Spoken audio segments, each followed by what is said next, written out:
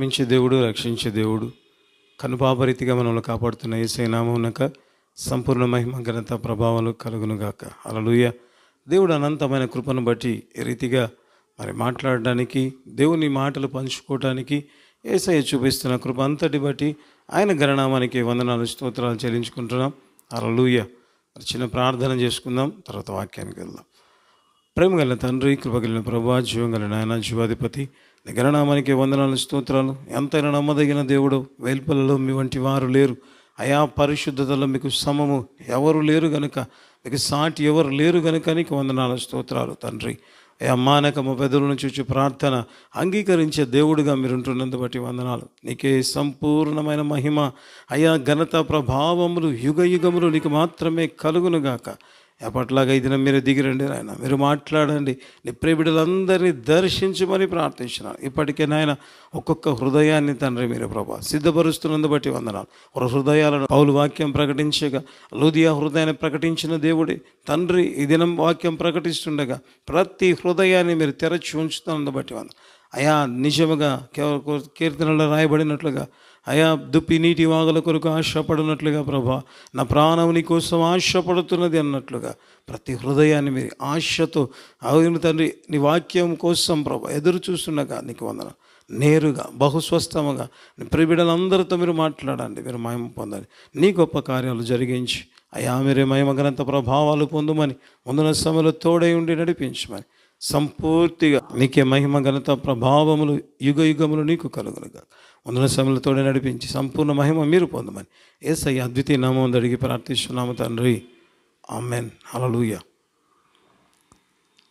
సాధారణంగా మన జీవితాల్లో భయంకరమైన సమస్యలు ఎప్పుడైనా ఎదురైనా అనుకోండి ప్రేమైన వాళ్ళరా, అంటే ఆ మాటలు, ఆ భయంకరమైన సిచ్యువేషన్ గుండా మనం వెళ్ళినప్పుడు కానీ, నిజంగా ఒక భయంకరమైన వార్తలు మనం విన్నప్పుడు కానీ మన జీవితంలో ఏ రీతిగా ఉంటుంది అంటే, ఇంకా ఫర్దర్ స్టెప్ ఎట్లా వేయాలి అంటే అర్థమే కాని పరిస్థితుల్లో కన్ఫ్యూజన్లోకి వెళ్ళిపోవడం ప్రారంభిస్తాం. అంటే ఏమి చేయాలనో, లేకపోతే ఎట్లా నేను ఈ సమస్యను ఓవర్కమ్ కావాలనో, ఏమి చేయాలనో, ఏ రీతిగా ఈ సమస్యను నేను నుంచి బయటపడాలనో అనే ఆలోచన మనం కలిగి ఉంటాం. అంటే నిజంగా ఒక రకంగా ఏమవుతుందంటే నెక్స్ట్ స్టెప్ మనకు ఏ రీతిగా వేయాలి అనేది అర్థం కాని పరిస్థితుల్లో మనం ఉండడం ప్రారంభిస్తాం ప్రేమల వల్ల. అప్పుడు మనకు అనిపిస్తుంది ఎవరైనా ఒకరు మనకు దారి చూపిస్తే బాగుంటుంది, ఈ సమస్యలోంచి నేను బయటికి వెళ్ళడానికి ఒక దారి ఉంటే బాగుంటుంది అని ఆశపడుతూ ఉంటాం ప్రేమైన వాళ్ళ.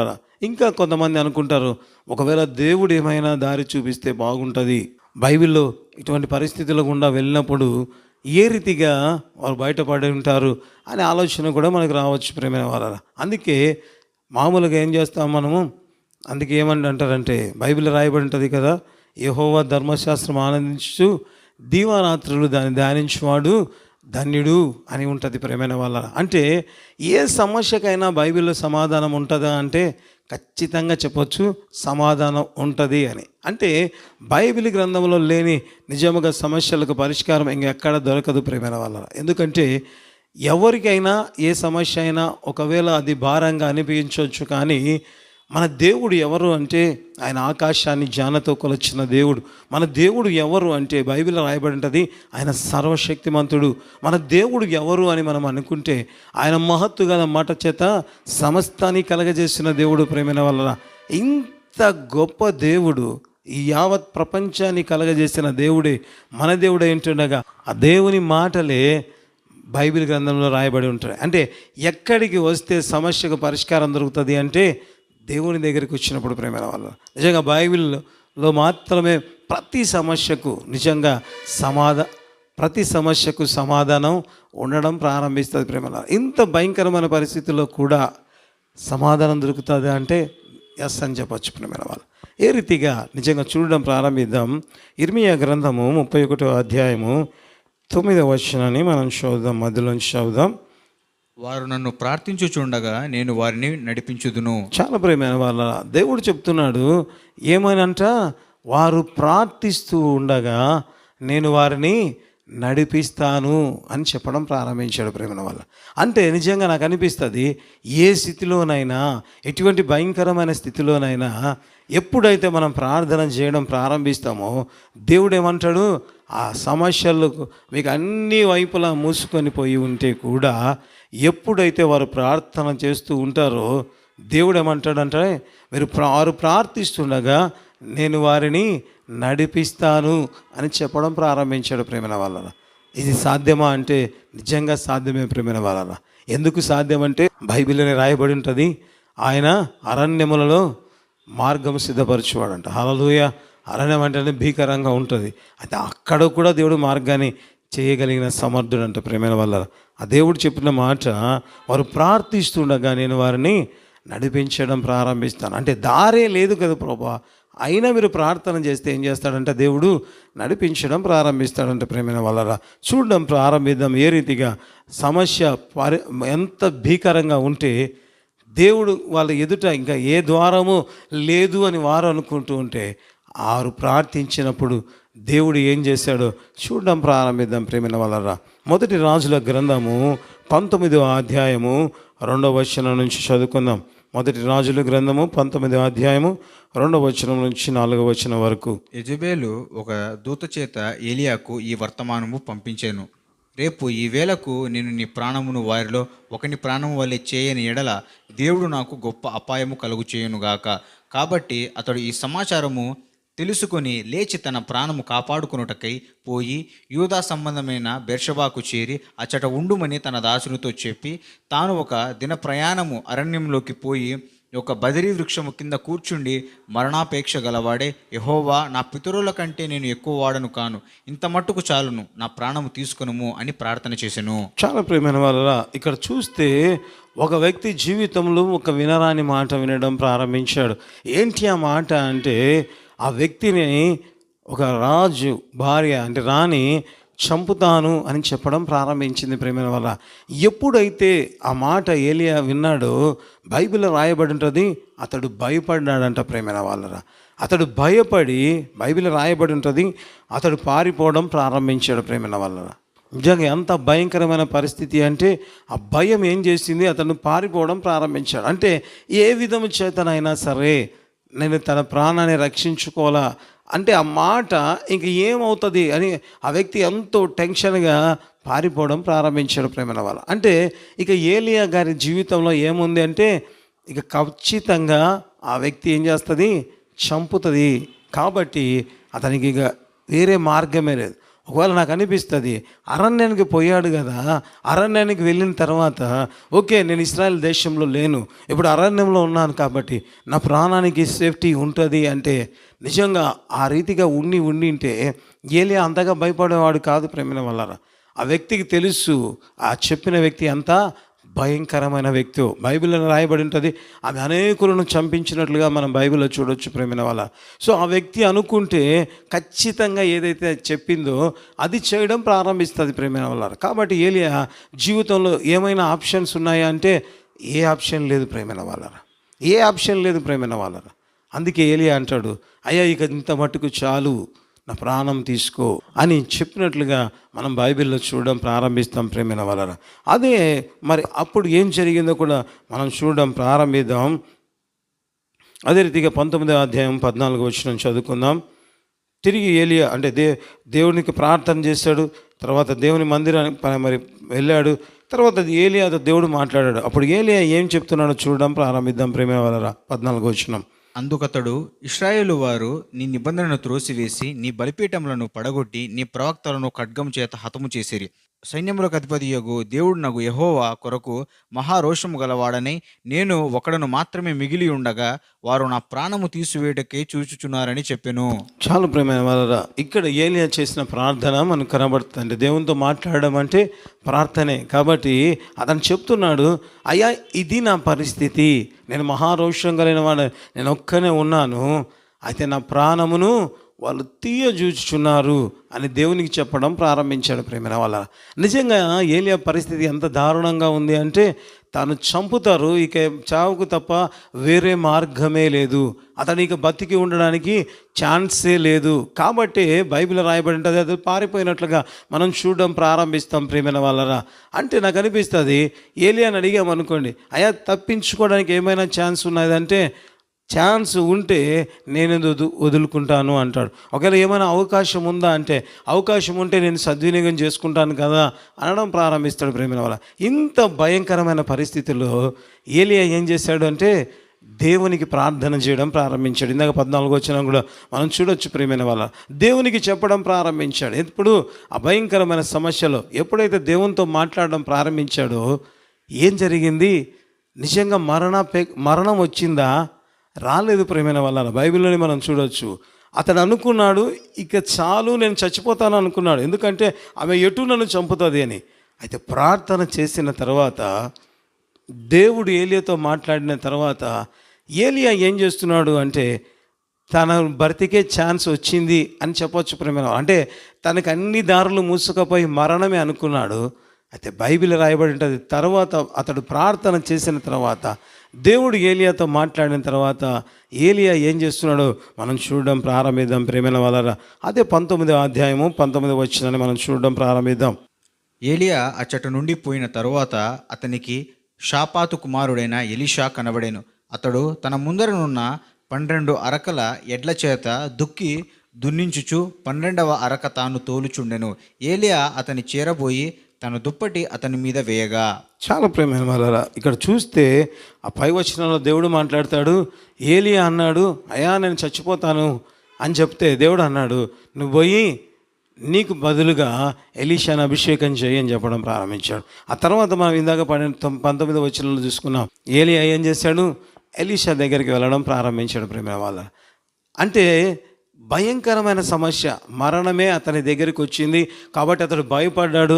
నేను మరిస్తే చాలు ప్రభువా, ఇంతకంటే నాకు గొప్పగా ఏమీ లేదు అని ప్రార్థన చేయడం ప్రారంభించాడు. ఎప్పుడైతే తన అన్ని దారులు మూసుకుపోయాయని ప్రార్థన చేయడం ప్రారంభించాడో ఆ తర్వాత ఏం జరిగింది? దేవుడు నడిపించడం ప్రారంభించాడు ప్రేమైన వాళ్ళ. ముందు తనకున్న పరిస్థితి ఏది? మరణం తన కళ్ళ ముందు ఉంది. అయితే ఎప్పుడైతే అతడు ప్రార్థన చేయడం ప్రారంభించాడో దేవుడు నడిపించడం ప్రారంభించాడు ప్రేమ వాళ్ళ. నిజంగా కింది వచనాలు 15వ వచనం కాడించి కింది వరకు మనం చదువుకుంటూ వస్తే మనకు అర్థమవుతుంది దేవుడు ఏలే సమస్యను అసలు ఎక్కడ మెన్షన్ చేసినట్టుగానే బైబిల్లో లేదు. నువ్వు అన్నావు, ఒకే ప్రార్థన చేసావు, దేవుడు చెప్పాడు రాజులను అభిషేకించు లేకపోతే ప్రవక్తలను అభిషేకించు అని చెప్పి పంపించడం ప్రారంభించాడు. అంటే దారే లేదు అని ఏలియా అంటే అసలు అరణ్యంలో త్రోవను కలగజేసేవాడు ఆయనే. కాబట్టి ఆ భయంకరమైన సిచ్యువేషన్లో నిజంగా తర్వాత మనం కింది వచనాల్లో చూస్తే బైబిల్ ఇందాక మనం 19వ వచనం కూడా చదువుకున్నాం కదా, ఏలియా భయపడినట్లుగా బైబిల్లో లేదు ప్రేమైన వాళ్ళరా. అతడు ఆనందంగా బయటకు వచ్చాడు, ఎలీషా దగ్గరికి వచ్చాడు, ఎలీషా చేరుకు వెళ్ళాడు, ఎలీషాను పట్టుకోవడం ప్రారంభించాడు. ప్రార్థన చేయకముందు అతని జీవితంలో భయం, ప్రార్థన చేయకముందు అతని జీవితంలో దారులే తెలియని పరిస్థితి, ప్రార్థన చేయకముందు అతని జీవితం ఎటు వెళుతానో కూడా తెలియదు. అందుకే బైబిల్ ఇందాక మనం చూసిన మొదటి వచనంలో రాయబడి ఉంటుంది కదా, తన సేవకుని ఒక చోట పెట్టాడంట, అతను మాత్రం వెళ్ళిపోయాడు. అంటే నేను ఎక్కడికి వెళ్తానో నాకు తెలియదు అని ఏలియా ఏం చేశాడంటే అంటే గమ్యమే తెలియని పరిస్థితిలో గుండా వెళ్ళాడు. అయితే ఎప్పుడైతే ప్రార్థన చేయడం ప్రారంభించాడో అభయంకరమైన పరిస్థితుల్లో కూడా దేవుడు ఏం చేశాడు? మార్గాన్ని తెరవడం ప్రారంభించాడు ప్రేమైన వాళ్ళ. హల్లెలూయా. ఎవరు మన దేవుడు అంటే మనం ప్రార్థిస్తుండగా ఆయన నడిపించేవాడుగా ఉంటాడు ప్రేమైన వాళ్ళ. అనేక సార్లు సమస్యలు చూసి మనమే అనుకుంటుంటాం అంతా అయిపోయింది, ఇక మార్గమే లేదు, ఇంకా మార్గం లేదు, ఏ సోర్సు లేదు. ఒకవేళ మనం అడిగామనుకోండి ఏదైనా అవకాశం ఉందా అంటే ఇంకేమీ లేదు, అంతా అయిపోయింది అని. అయితే దేవుడు అంటాడు వారు ప్రార్థించగా నేను వారిని నడిపించే దేవుడుగా ఉండడం ప్రారంభిస్తాడు ప్రేమైన వాళ్ళ. అంటే ఈ భయంకరం దారులన్నీ మూసుకుపోయి ఉన్నాయి అని అనుకుంటున్న టైంలో ఆరితిగా ఉండడం దేవుని చిత్తం కాదు. కానీ ఎప్పుడైతే ఆ పరిస్థితుల్లో మనం దేవునికి మొరపెట్టడం ప్రారంభిస్తామో దేవుడు ఏం చేస్తాడంట? మార్గాన్ని కలగజేయడం ప్రారంభిస్తాడంట ప్రేమైన వాళ్ళు. ఎప్పుడు వారు ప్రార్థిస్తుండగా నేను వారిని నడిపిస్తాను. అంటే ప్రార్థన చేయకపోతే మొత్తం దారులన్నీ క్లోజ్ అయినట్టే. ఏలియా జీవితంలో కూడా అదే జరిగింది. ప్రార్థన చేయకముందు భయంకరమైన పరిస్థితి. అయితే ఎప్పుడైతే ప్రార్థన చేశాడో దేవుడు మాట్లాడడం ప్రారంభించాడు. దేవుడు ఎప్పుడైతే మాట్లాడడం ప్రారంభించాడో ఏం జరిగింది అంటే అతడు అభిషేకించడానికి వెళ్ళడం ప్రారంభించాడు. అంటే నేను బ్రతకలేను ప్రభువా, ప్రార్థనకు ముందు అతనిలో ఉన్న భయం, అయితే ప్రార్థన తర్వాత అభిషేకం చేయడానికి వెళ్ళిపోవడం ప్రారంభించాడు. అంటే మార్గమే లేదు నేను బ్రతకడానికి అన్నాడు. దేవుడు ఏం చేశాడు? ప్రార్థన చేసావు కదా, నేను నిన్ను నడిపిస్తాను. తర్వాత మనం చూడొచ్చు ప్రేమ వాళ్ళ, ఎక్కడ కూడా యెజబేలు ఏలియాను టచ్ చేసినట్టు కూడా బైబిల్లో లేదు. హల్లెలూయా. ఎవరు మన దేవుడు అంటే, మార్గమే లేదు అంటే నువ్వు ప్రార్థిస్తే నేను నిన్ను నడిపిస్తాను అని చెప్పే దేవుడు మన దేవుడు అయి ఉంటున్నాడు. నిజంగా మన ఎదుట ఏ మార్గము లేదని బాధపడుతున్నారా? అసలు ఇంకా దారే లేదు, ఈ సమస్య నుంచి నేను బయటపడలేను అని అనుకుంటున్నారా? అయితే దేవుడు చెప్తున్నమాట, మీరు ప్రార్థిస్తుంటాగా నేను నడిపించే దేవుడిగా ఉంటున్నాను. హల్లెలూయా. ఇంకా చూద్దాం దేవుడు ప్రార్థించగా ఏ రీతిగా ప్రజలను నడిపించాడో మనం చూడడం ప్రారంభిద్దాం ప్రేమిన వాళ్ళ. 2వ దినవృత్తాంతముల గ్రంథము 20వ అధ్యాయము మొదటి 3 వచనాలు చదువుకుందాం. ఇది అయిన తరువాత మోయాబీయులను, అమ్మోనీయులను, మోయానీయులను కొందరును దండెత్తి యెహోషాపాతు మీదికి వచ్చిరి.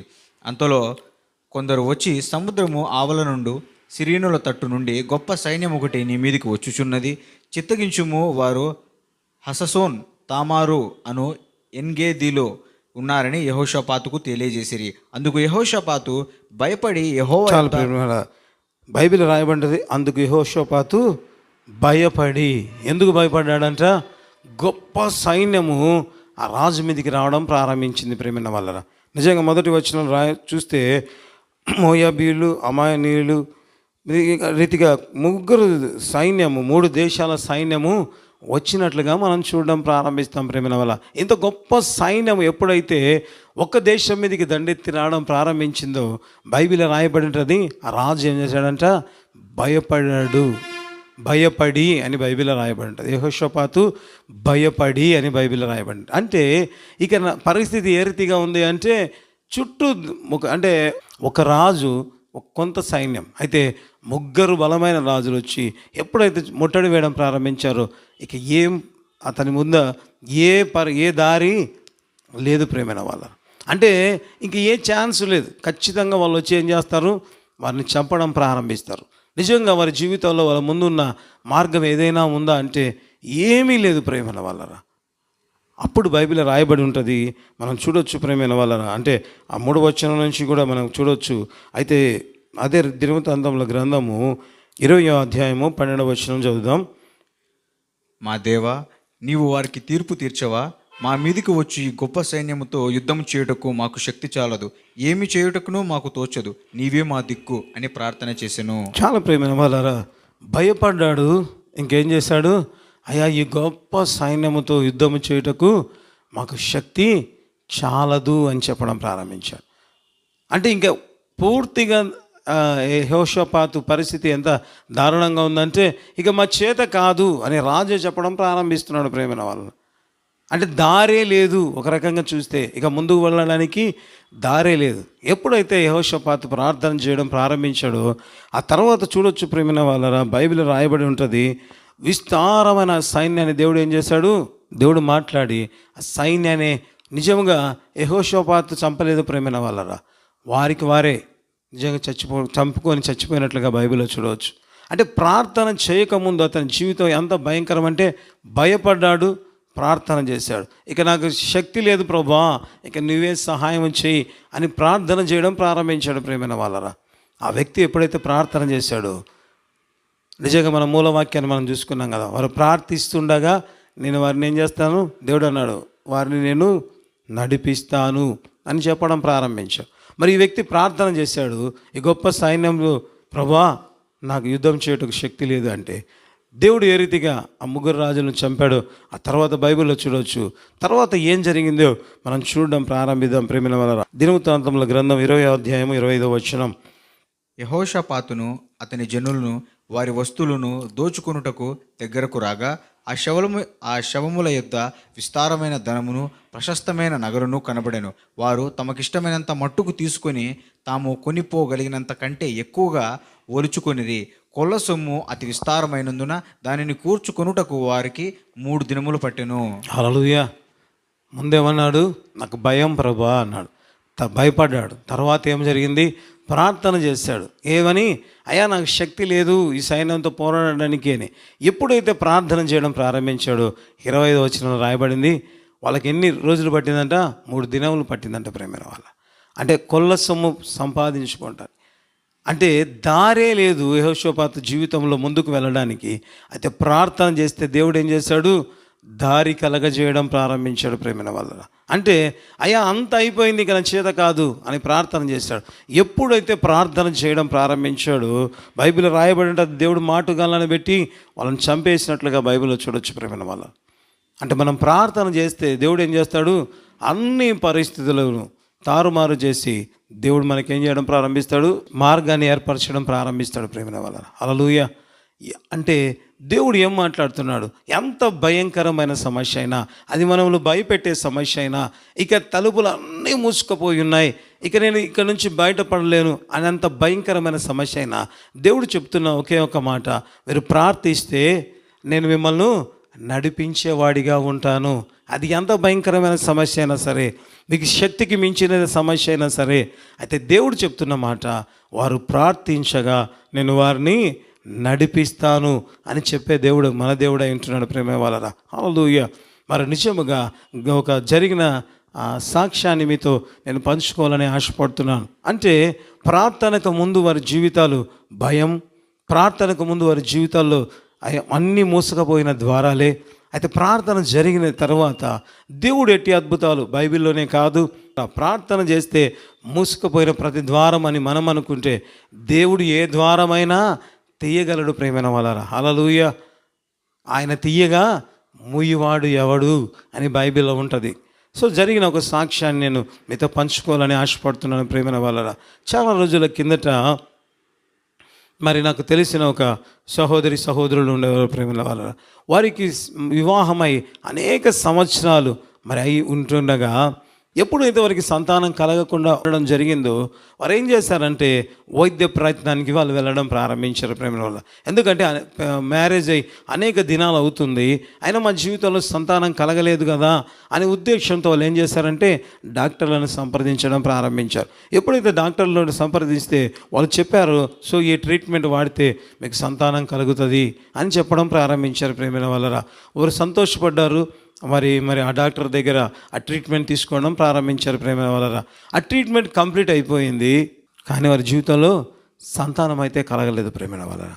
అప్పుడు వీళ్ళు అడిగారు, పోయి అమ్మ మీరు డాక్టర్ని అడిగారు, మరి నా జీవితంలో ఈ ట్రీట్మెంట్ వాడితే మరి సంతానం కలుగుతుంది కదా అని మీరు చెప్పారు. ఇప్పుడు మేము కంప్లీట్గా కోర్స్ అంతా అయిపోజేసాము, అయినా మా జీవితంలో సంతానం కలగలేదే అంటే వాళ్ళు అన్నారు, దానికి మేమేం బాధ్యులం కాదు అని చెప్పడం ప్రారంభించారు ప్రేమ వాళ్ళ. మేము వైద్యం మాత్రం చేయగలం, పుట్టడం పుట్టకపోవడం మా చేతుల్లో లేదు అని వాళ్ళు చెప్పడం ప్రారంభించారు ప్రేమ వాళ్ళ.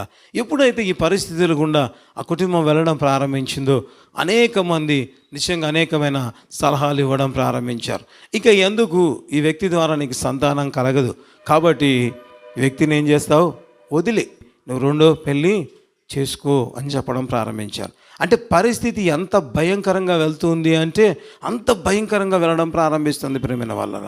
అంటే ఇక పరిస్థితి ఏ రీతిగా ఉంటుందంటే ఇక వాళ్ళు కలిసి ఉండేదానికి ఏ ఛాన్సెస్ లేవు. 1 రోజు 2 రోజులు కొన్ని సంవత్సరాలు ఏ రీతిగా గడుస్తుండగా పరిస్థితి ఏ రీతిగా ఉంది, ఇక అయిపోవచ్చడం ప్రారంభించింది. అంటే ఇంకా ఎంతవరకు వెళ్ళింది అంటే ఇక నో హోప్స్ ప్రేమైన వాళ్ళ. ఇంకా వాళ్ళు కలిసి జీవించడం ఇక అసాధ్యం అనే అంత పరిస్థితి గుండా వెళ్ళింది. కారణం ఏమి అంటే సంతానం లేకుండా ఎట్లా ఉంటావు, సో ఇంకా రకరకాలుగా చెప్తూ ఉంటారు కదా, నీ వంశం ఎట్లా అభివృద్ధి అవుతుంది, నీ జీవితంలో ఇక నువ్వు పిల్లలను ఎత్తుకోలేవు, ఎందుకంటే నువ్వు చేయించావు, వైద్యం కూడా చేయించావు, అయితే కలగలేదు, కాబట్టి నువ్వేం చేస్తావంటే బెటర్ రెండో పెళ్లి చేసుకో అని చెప్పే వాళ్ళని అధికం కావడం ప్రారంభించారు ప్రేమైన వాళ్ళ. దీని ద్వారా ఏమవుతుందంటే దినాలు గడిచే కొద్దీ ఆ కుటుంబ పరిస్థితి ఏమైంది అంటే నిజంగా ఇక కలిసి ఉండడం అసాధ్యంగా అన్ని తేలిపోయింది ప్రేమైన వాళ్ళ. అంటే నిజముగా కలిసి ఉండడానికి ఏ దారి వారి జీవితంలో లేదు ప్రేమైన వాళ్ళరా. ఆ పరిస్థితులలో అటువంటి భయంకరమైన పరిస్థితులు ఇంకా ఎంతవరకు వెళ్ళిపోయిందంటే ఒక కొద్ది రోజుల్లో ఒకవేళ వాళ్ళు విడిపోతారేమో అన్న భయంకరమైన పరిస్థితులు గుండా వెళ్ళిపోయారు. ఒకవేళ ఆ సమయంలో నిజంగా వారిని మనం అడిగామనుకోండి, అమ్మా మీకు కలిసి ఉండడానికి ఏమైనా అవకాశం ఉందా అంటే ఆ సహోదరి చెప్తుంది, ఇక ఏ దారి నా జీవితంలో లేదు, అయిపోయింది, అంతా అయిపోయింది. వాళ్ళు చెప్పిన మాట ప్రేమైన వాళ్ళ ఇంకా అంతా అయిపోయింది, ఇక ఏమీ లేదు, కలిసి ఉండడానికి నో ఛాన్స్ అని చెప్పడం ప్రారంభించారు ప్రేమైన వాళ్ళ. అయితే ఆ సమయంలో అన్ని డోర్స్ క్లోజ్ అయిపోయాయి, ఇక కలిసి ఉండడానికి ఛాన్సే లేదు. అయితే ఆ సమయంలో వారు ఏం చేశారంటే ప్రార్థన చేయడం ప్రారంభించారు. ఎప్పుడైతే వాళ్ళు ప్రార్థన చేయడం ప్రారంభించారో, నిజంగా మనం బైబిల్లో చూసుకున్నాం కదా, ఆయన ప్రార్థన చేయగా వారిని నడిపించే దేవుడు. వారు అనుకున్నారు అంతా క్లోజ్ అయిపోయింది, అంతా అయిపోయింది అని. ఎప్పుడైతే వారు ప్రార్థన చేయడం ప్రారంభించారో డాక్టర్లు చెప్పారు మా చేత ఏమి కాదు, మేమేమన్నా దేవుళ్ళమా అని చెప్పడం అంటే అన్ని ప్రయత్నాలు అయిపోయాయి, ఇక కలిసి ఉండడానికి ఛాన్సే లేదు.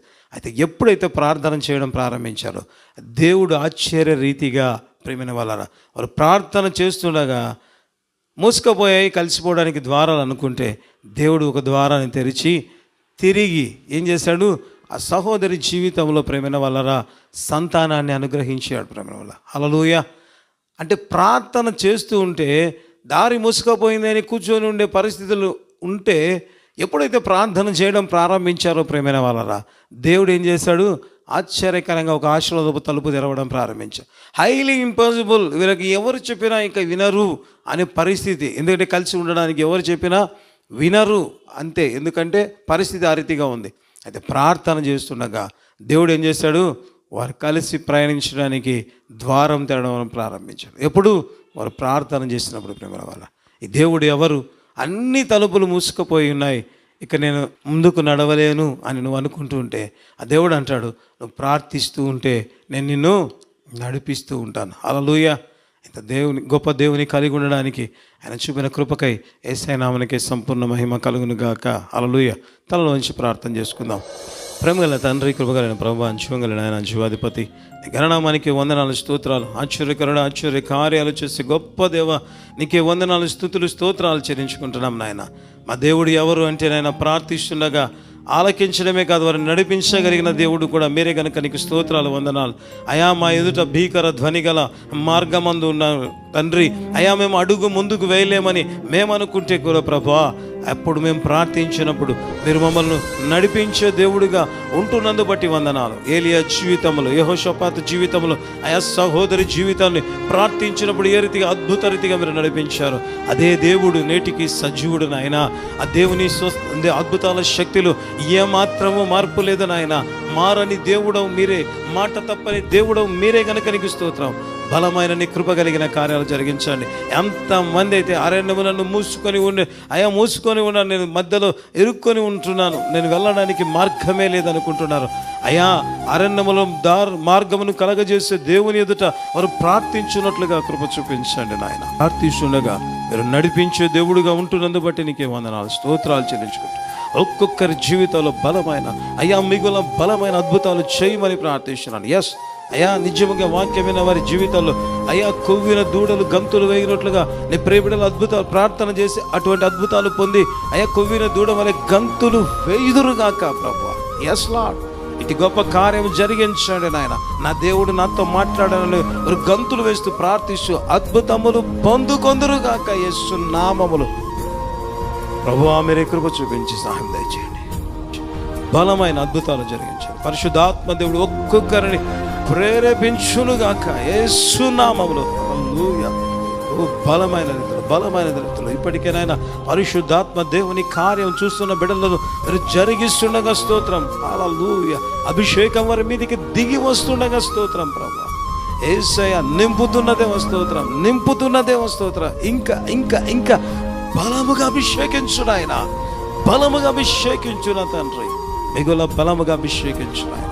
కొత్త భాషలు, దర్శనములు, బలమైన రీతిలోని బిడ్డలతో మీరు మాట్లాడమని ప్రార్థిస్తున్నాను నాయన.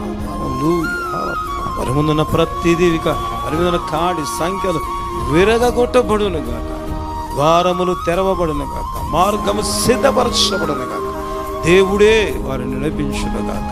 మీరే మహిమ పొందమని ప్రతి ఒక్కరిని ఆశీర్వదించు, అభిషేకించి మహిమ పొందు తండ్రి. ఇంతవరకు మీరు తోడైనది బట్టి వందనాలు చెల్లించుకుంటూ యేసు నామమున అడుగుతున్నాము తండ్రి, ఆమేన్.